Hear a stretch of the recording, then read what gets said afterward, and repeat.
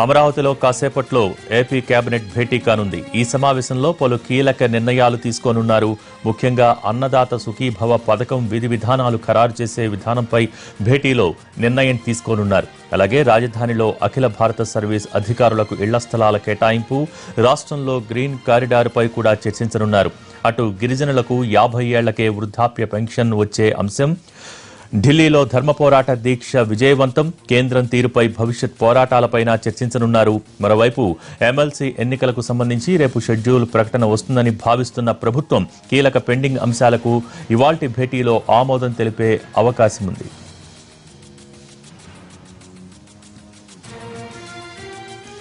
AP cabinet భేటీపై మరిన్ని వివరాలు మా ప్రతినిధి శ్రీకాంత్ అందిస్తారు. Srikanth, over to you.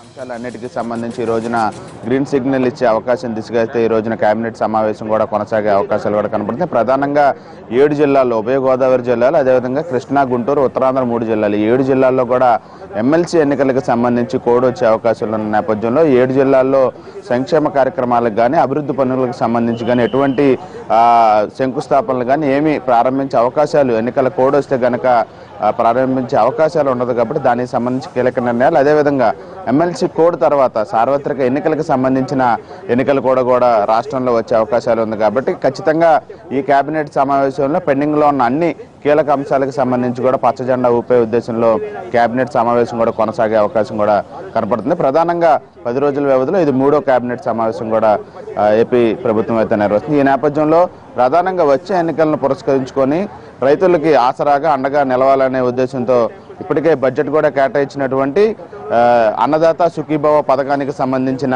కీలక చర్చ ఈ రోజున కేబినెట్ సమావేశంలో జరిగే అవకాశాలు కూడా కనపడుతుంది. ఎందుకంటే ప్రధానంగా రాష్ట్రంలో ఉన్నటువంటి రైతులను ఆదుకోవడానికి సంబంధించి ఇప్పటికే 5,000 కోట్లని బడ్జెట్లో కేటాయించిన ఏపీ ప్రభుత్వం వాటిని ఏ విధంగా రైతులకు అందించాలనే దాని మీద ప్రధానంగా ఈ కేబినెట్ సమావేశంలో చర్చించే అవకాశాలు ఉన్నాయి. అన్నదాత సుఖీభవ పేరుతో నిర్వహించబోతున్న ఈ కార్యక్రమానికి విధి విధానాలను కూడా ఈ కేబినెట్ సమావేశంలో కీలకంగా చర్చించే అవకాశాలు కూడా ఉన్నాయి. పోస్ట్ డేటెడ్ చెక్కులను ఇచ్చే విధంగా ముందుకెళ్దామా, లేకపోతే ఎన్నికలు జరిగిన తర్వాత ఈ పథకానికి సంబంధించి రైతులకి లబ్ధి చేకూర్చే విధంగా ముందుకెళ్దామా అనే దానికి సంబంధించి ఈ ప్రధాన చర్చ అయితే జరిగే అవకాశాలు కనపడుతుంది. ఎందుకంటే రైతులు రాష్ట్ర వ్యాప్తంగా ఉన్నారు, ఎక్కువ సంఖ్యలో ఉన్నారు. కాబట్టి వాళ్ళని దగ్గరయ్యే విధంగా అన్నదాత సుఖీభవ కార్యక్రమాన్ని నిర్వహించడానికి సంబంధించి తుది విధి విధానాలను అయితే ఖరారు చేయడం ద్వారా రైతులను కూడా పెద్ద ఎత్తున రాష్ట్ర ప్రభుత్వం ఆదుకుంటుందనే ఒక సంకేతాలకు కూడా రైతాంగంలోకి వెళ్లే అవకాశం ఉంటుంది. కాబట్టి ఈ ప్రధానంగా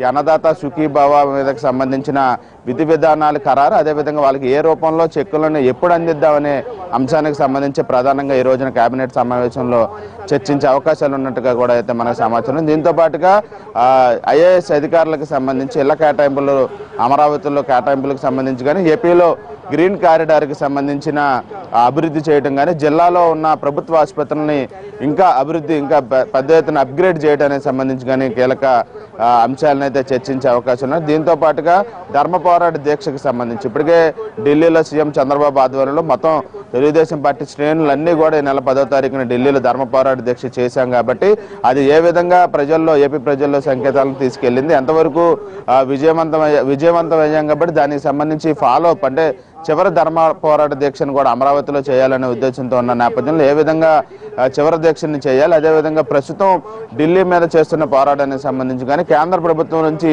ఏపీకి అందని సాయానికి సంబంధించి ఏ విధంగా ప్రజల్లోకి తీసుకెళ్లాలనే అంశాలకు సంబంధించి కూడా ప్రధానంగా కేబినెట్ భేటీలో ఈ రోజున చర్చించే అవకాశాలు కనపడుతుంది. ఎందుకంటే ఇప్పటికే 10 రోజుల వ్యవధిలో ఇది 3వ కేబినెట్ కాబట్టి ఖచ్చితంగా ఈ ఎన్నికల కోడ్ వచ్చే అవకాశం స్పష్టంగా కనిపిస్తున్న నేపథ్యంలో ఈ రాష్ట్ర ప్రభుత్వం కూడా ఈ కేబినెట్ భేటీలో అయితే ప్రధానమైన అంశాలు ఏ పెండింగ్లో ఉన్నాయో అంశాలన్నిటికీ సంబంధించి కూడా ఈ రోజునైతే గ్రీన్ సిగ్నల్ ఇచ్చే అవకాశాలు కనపడుతున్నాయి. ప్రధానంగా మాత్రం ఖచ్చితంగా ఈ అన్నదాత సుఖీభవ అంశానికి సంబంధించిన రైతులకి సహకరించే ఈ పథకానికి సంబంధించిన విధి విధానాలను మాత్రం ఈ కేబినెట్ సమావేశంలో ఖచ్చితంగా ఖరారు చేస్తారనే సమాచారం అయితే మనకుంది. థాంక్యూ శ్రీకాంత్.